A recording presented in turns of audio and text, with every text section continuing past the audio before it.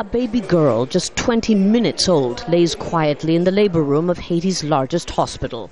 Her mother, one of many who have just given birth, or are about to.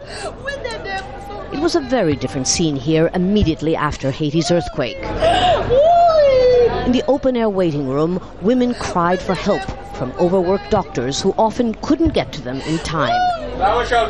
The maternity ward damaged by the earthquake was moved to a tent on the side of the road with a gutter running down the middle.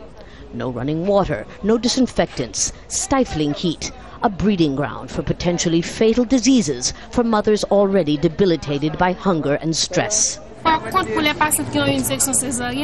The biggest danger is of infection, especially for those who have cesareans. The mothers are malnourished, and when they leave here, the conditions are appalling. Even before the earthquake, maternal mortality in Haiti was the highest in the Western Hemisphere, 630 for every 100,000 births. Coming back here after 6 months, we see that at least in this hospital, women are giving birth under a roof and in much more hygienic conditions. But doctors here also tell us that looks can be deceiving. There's often no anesthesia for cesareans. They still lack basic equipment like fetal and maternal monitors, even incubators for premature babies.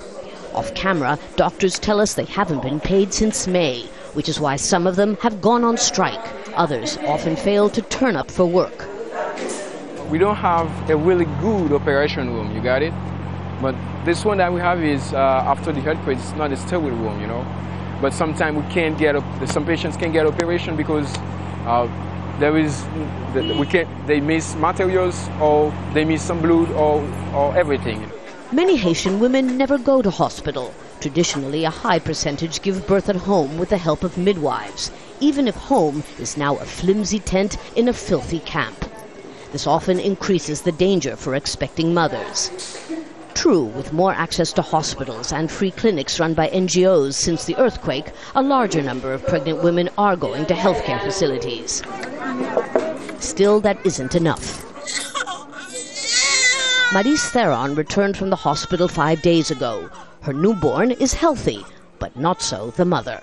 I